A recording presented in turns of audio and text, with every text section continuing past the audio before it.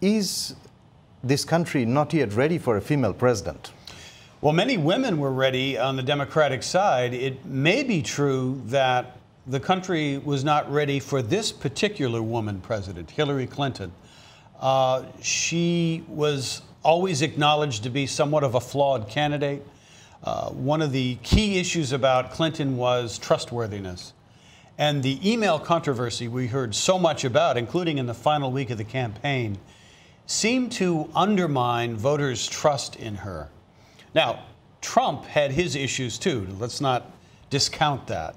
Issues of temperament, of how he treats women, of how he treats minority groups, ethnic groups, what he said about Muslims, Mexicans, and various other groups that were offensive to many people. But I also think what's coming into focus now is that Hillary Clinton has been on the national scene in the United States for many years.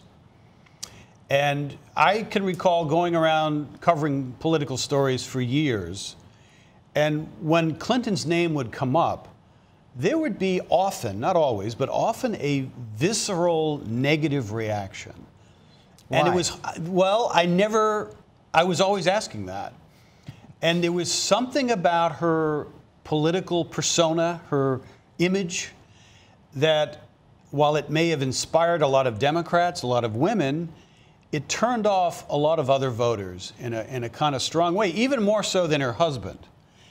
I think perhaps some voters saw her as having hard edges, as not being authentic. I think all of this now will be hashed out by analysts, by the Democratic Party. Did we make the right call in nominating Hillary Clinton? And obviously, there was an opening in this election cycle for an outsider, a political outsider who didn't have to raise money and wasn't beholden to special interests who had a lot of money to try to influence him, and someone from outside of government, outside of politics. And lo and behold, we got Donald Trump. I mean, this country is a country of immigrants. And in this election, do you think also the result means something about white voters, their leaning, and also, do you think this election was also about race?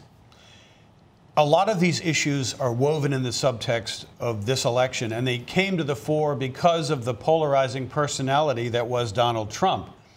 But what we've seen is he was able to rally this base of white, predominantly working class supporters, but also even some with college degrees, who are frustrated, fed up. One analyst described it as the results were coming in as a primal scream from the white working class in states like Wisconsin, Michigan, Florida, Ohio, Pennsylvania. People obviously were ready to turn in a different direction, and some of them, I think, were just not willing to accept Hillary Clinton.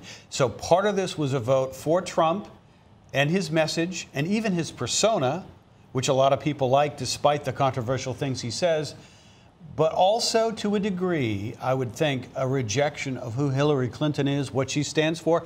And in this case, she also stood for the status quo.